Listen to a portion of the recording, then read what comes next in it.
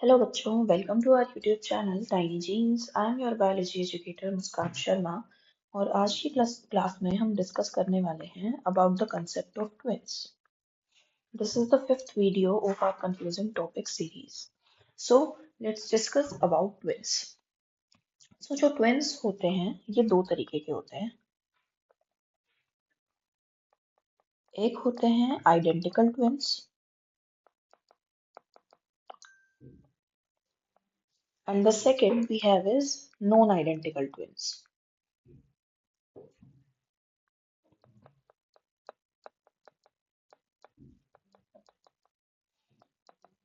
तो अब बात ये आती है कि इन दोनों में डिफरेंस क्या होता है। जैसे कि नाम से पता चल रहा है, आइडेंटिकल ट्विन्स मींस दोनों जो बच्चे होंगे वो देखने में एक जैसे होंगे।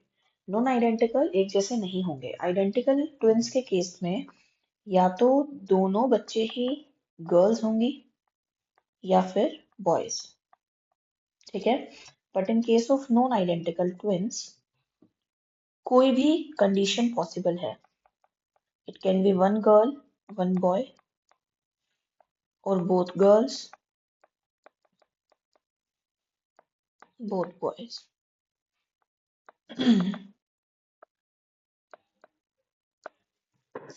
रीजन बीइंग, यहाँ पे आइडेंटिकल ट्विन्स की जो फॉर्मेशन होती है ये बनते हैं एक सिंगल स्पर्म और सिंगल ओवा की फ्यूजन से, ठीक है। आइडेंटिकल ट्विन्स बनते हैं एक सिंगल ओवा और सिंगल स्पर्म से। वहीं अगर हम बात करें नॉन आइडेंटिकल ट्विन्स की तो यहाँ पे जरूरत पड़ती है टू ओवा एंड टू स्पर्म की, यानी कि दो डिफरेंट फर्टिलाइजेशन होते हैं जिसकी वजह से नॉन आइडेंटिकल ट्विन्स की फॉर्मेशन होती है।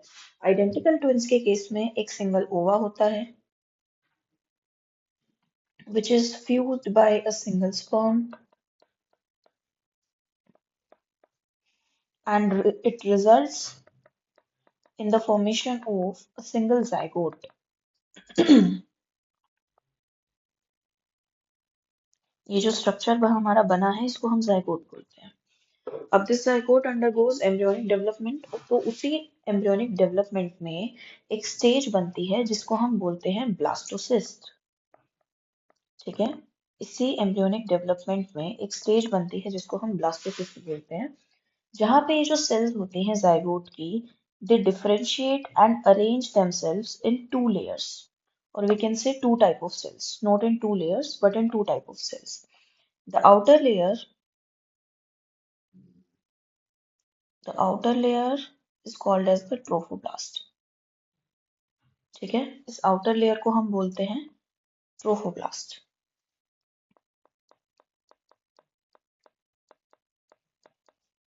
और इसके अंदर एक सेल का मास इकट्ठा हो जाता है, एक ग्रुप ऑफ सेल्स बनता है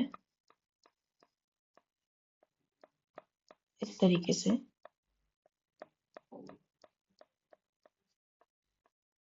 जिसको हम बोलते हैं ICM, that is inner cell मास।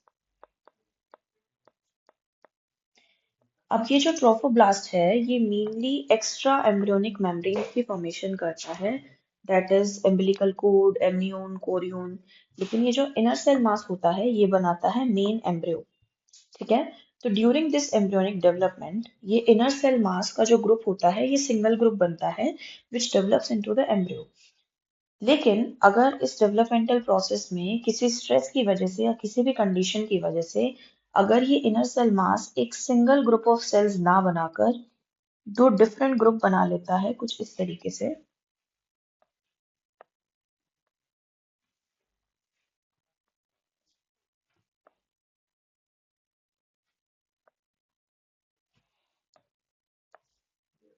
एक ग्रुप यहाँ बन गया और एक ग्रुप ऑफ सेल्स यहाँ पे अक्यूमुलेट हो गया। तो अब यहाँ पे दिस इज द ट्रोफोब्लास्ट और इनर सेल मास यहाँ पे दो बने हैं। ये जो सेल मास अंदर प्रेजेंट है इसको हम इनर सेल मास बोलते हैं, लेकिन इसकी सेल्स दो डिफरेंट ग्रुप्स में डिवाइड हो गई है। और अब over the period of time ये दोनों ग्रुप दो ऑर्गेनिजम्स बना लेगा, यानी कि ये बनेगा ऑफस्प्रिंग 1 और ये बन जाएगा ऑफस्प्रिंग 2। क्योंकि यहाँ तक जो सेल्स हैं they are totipotent in nature, stem cells हैं, उनके पास पोटेंशियल है बॉडी की हर एक सेल को बनाने का। तो ये जो सेल्स हैं दो ऑफस्प्रिंग में फॉर्म हो जाएंगी। अब क्योंकि एक सिंगल ओवा और सिंगल स्पर्म से बना है, दोनों का जीनोम एकदम सेम होगा, इसलिए जो एक्सटर्नल अपीयरेंस है वो चीजें सेम होंगी। ठीक है, यानी कि इसी वजह से दोनों कैसे होंगे, आइडेंटिकल ट्विंस होंगे। ठीक है, but in case of non identical twins,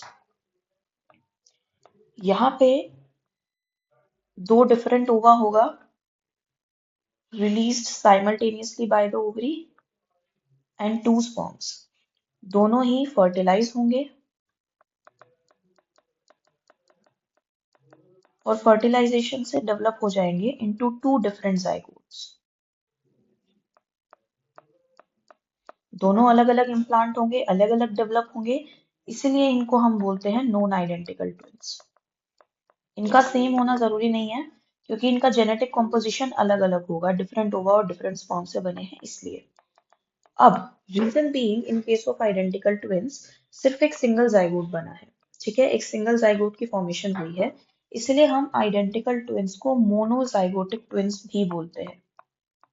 ठीक है, इसलिए हम आइडेंटिकल ट्विंस को मोनोजाइगोटिक ट्विंस भी बोलते हैं क्योंकि ये सिंगल जाइगोट से ओरिजिनेट हुए हैं। Whereas in case of non identical twins यहाँ पे दो जाइगोट्स की फॉर्मेशन हुई है। ठीक है, तो क्योंकि यहाँ दो जाइगोट की फॉर्मेशन हुई है इसीलिए हम नॉन आइडेंटिकल ट्विंस को डायजाइगोटिक ट्विंस भी बोलते हैं। कई बार एक क्वेश्चन आ जाता है कि क्या genetic composition in case of identical twins same होगा या अलग होगा, वेरिएशंस आएंगी या नहीं आएंगी। तो इनका जो जेनेटिक कॉम्पोजिशन होगा वो सेम रहेगा, अलग नहीं होगा। But in case of non identical twins genetic composition अलग होगा और दोनों में हमें वेरिएशन डिफरेंसेस देखने को मिलेंगे। सो ये था concept of twins. That's it for today's video. If you like the video, please like and share my video and subscribe the YouTube channel. If you have any query regarding this topic, please drop your query in the comment section below. Thank you so much.